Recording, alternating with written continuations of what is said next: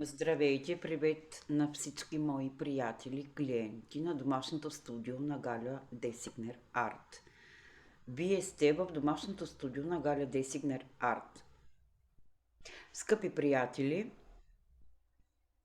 тъй като много ми харесват уханията, реших да разработя един проект, който проект да реализирам с свои собствени критерии, със свои собствени сили, а защо не и с моите собствени усилия.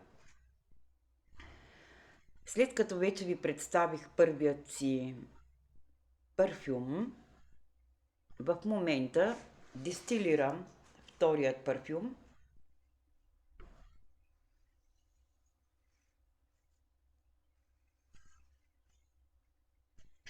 който ще ми отнеме време някъде от около 3 седмици, както първият. И този парфюм ще се нарича Ламажа или в превод на български Амаджито. Странно име ви се струва, може би, да.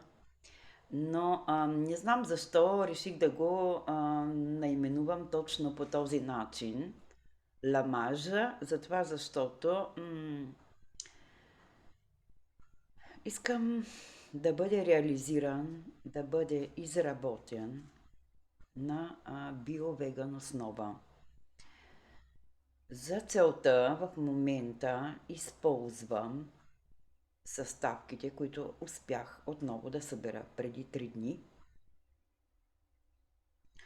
като на нота от масло, от карите и бионебен. От него поставих 7 капки. Събрах база като божур, синя тинтява, мента, розмарин, роза, ягодов плод, който вече ги отглеждам отвън в моите градински саксии.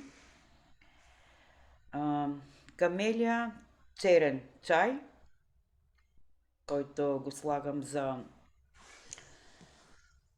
по-силна интензивност на парфюма. И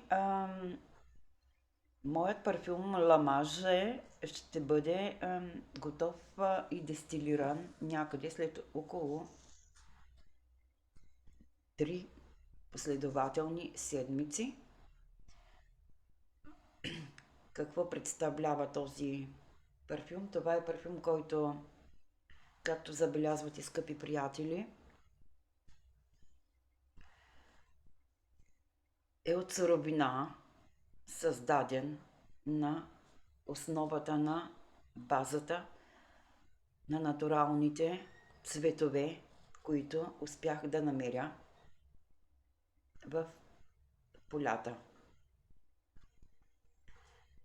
За целта поставих, както вече казах, божур, синя тинтява, масло от карите и бионевен, роза, мента, розмарин, ягодов плод, камелия, черен чай.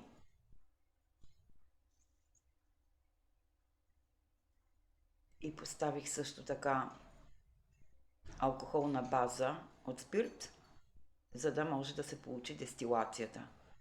След като престои в този съд на сухо и тъмно място, той ще бъде дестилиран с техниката на горещото пароструене, за да събера нотките и да мога да му придам интензитет на употреба. За сега все още е в процес на дестилация, не е готов сертифициране с авторските ми права и ще бъда благодарна, ако изгледате моето видео и ако по някакъв начин изкажете своето мнение за този мой първи проект, за този мой първи бранд на моите парфюми. Ламаш е G&A. Благодаря ви от сърце за вашето присъствие. Радвам се, че бяхте с мен.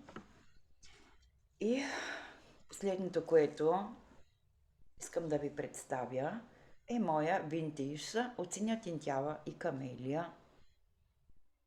Един винтиж арт, изработен ръчно от мен, с уханието и пробуждането на пролета, с винтиж продуктът, който изработих Handmade за тези, които знаят, а за онези, които не знаят. Освен, че изработвам техниките на парфюмерия, изработвам още и техниките на Handmade, изкуството. Скъпи приятели, това, което искам да ви кажа за парфюмерийното изкуство е, че освен всичко друго, че можете да си закупите един парфюм, бихте могли да придадете голяма радост и удоволствие на дизайнера, който вече го е изработил за вас. Надявам се, че скоро, чрез моите реклами, чрез моите публикации, ще бъде разпространен в платформите. И се надявам да разбера вашите мнения за това какво мислите за моят парфюм, за това какво мислите за нотките на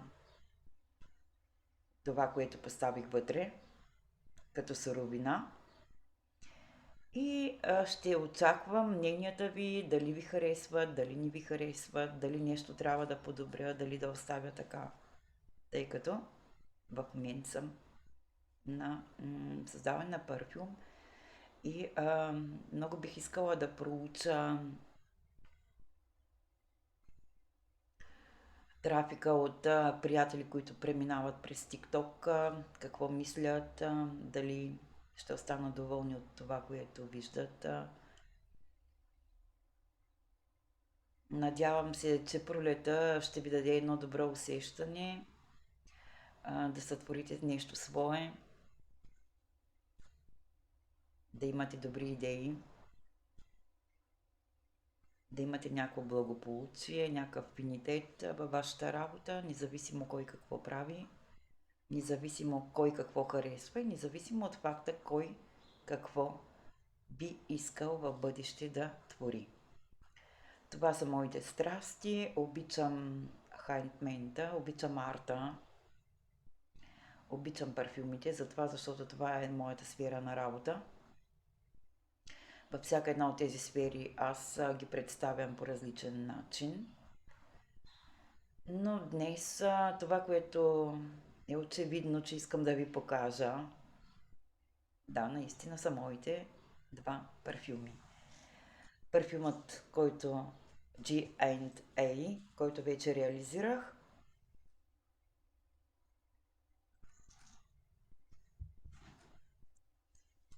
за моят първи бранд.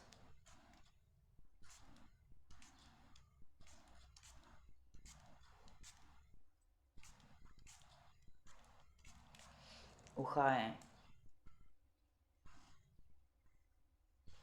просто вълшебно. Затова за бранд.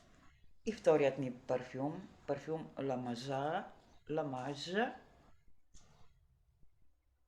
Амаджито, както аз го наричам на български,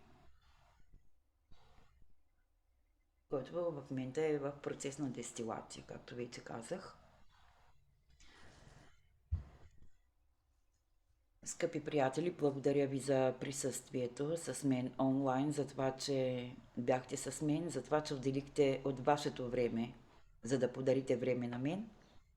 Благодаря ви все още за това, че бяхте толкова добри, че бяхте толкова дискретни и че бяхте толкова,